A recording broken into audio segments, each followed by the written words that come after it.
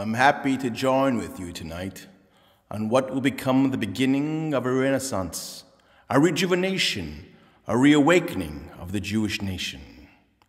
3 millennium and 500 years ago, an event of such cosmic dimension and significance took place that in whose overreaching radiance we take shelter to this day.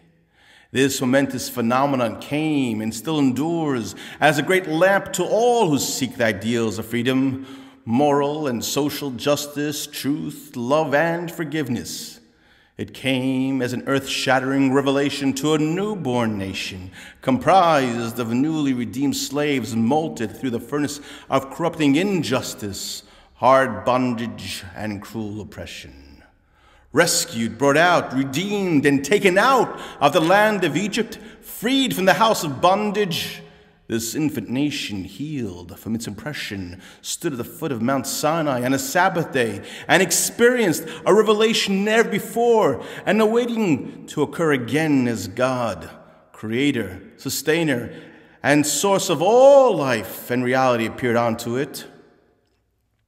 It came as a dawn of a new hope to the hearts and souls of this slave nation and to all the peoples of the earth, to rise above the chains and shackles of barbarism, cruelty, and idolatrous inhumanity.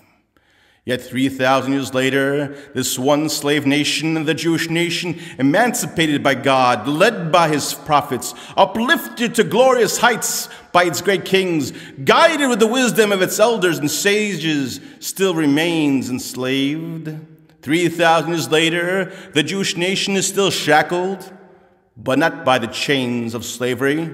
Rather, it is crippled by a lack of self-knowledge and self-esteem, exiled, persecuted, oppressed, depressed.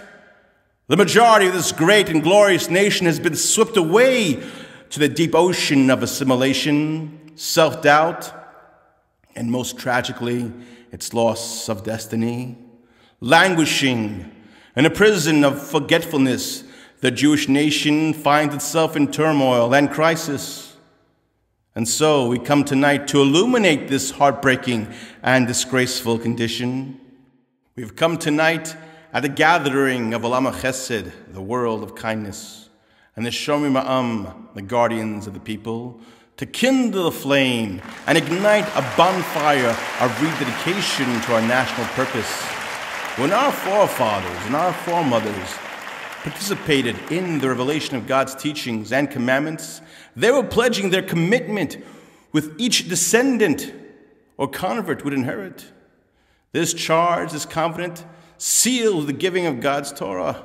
Teachings was a promise that the children of the founding fathers and founding mothers of the Jewish people would create and foster a model society, an exemplary nation to justify God's creation. For until that time, the sublime and remarkable potential within humanity had sorrowfully degraded and degenerated into a world of child sacrifice, idolatry, robbery, injustice, immorality, corruption, violence, and slavery. On that Sabbath day, as the only nation in the history of the world, a nation of former slaves to meet God, was charged with a mission either to justify the world's existence by accepting the intent and purpose of creation or not, thus returning the universe to its primeval state.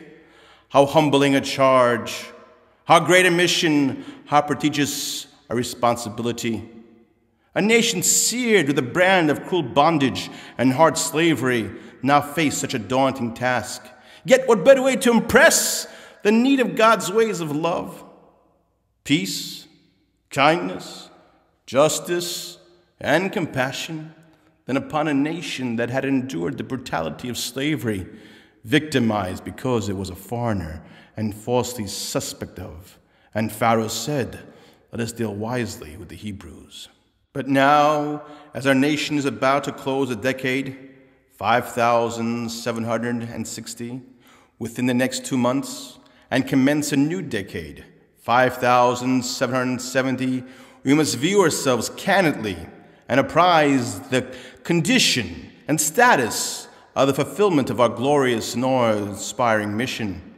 Our great nation is only but 14 million in number, of whom 2 million are aware of its great mission, while the remaining 12 million, with no fault of their own, have been barricaded from the great reservoir of opportunity.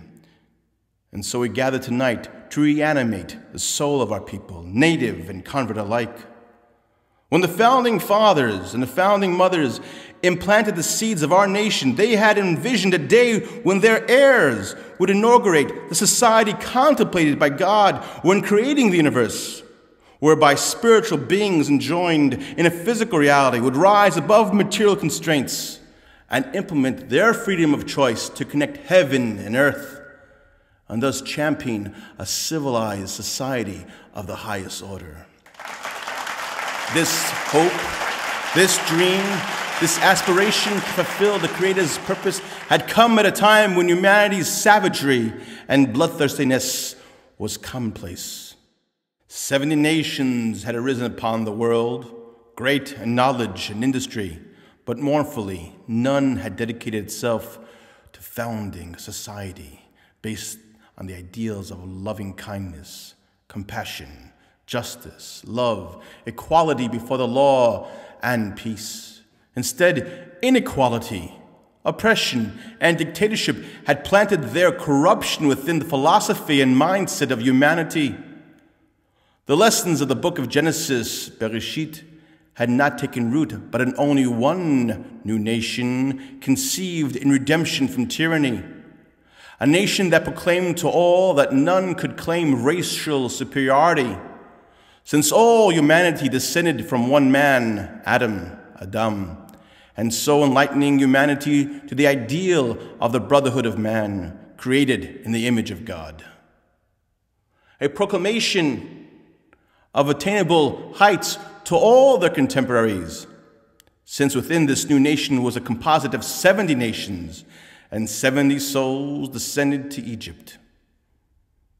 Each soul a representative of the world community, each characteristic particular to that nation, intertwined with the new nation, the Jewish people. For it would be established that all human beings of all ethnic backgrounds could reach the plateau of godly existence, hence why within the Jewish people are representatives of all the families of nations. Our nation is an ancient but young and vibrant one that to this very hour hurls the revolutionary message that we, the Jewish people, in order to establish a more perfect world, be the conduit of the divine will, inspire humanity, foster a spiritual society, promote ethical ideals, and secure the blessings of the Creator, do ordain the Torah as the constitution of the people of the nation of Israel.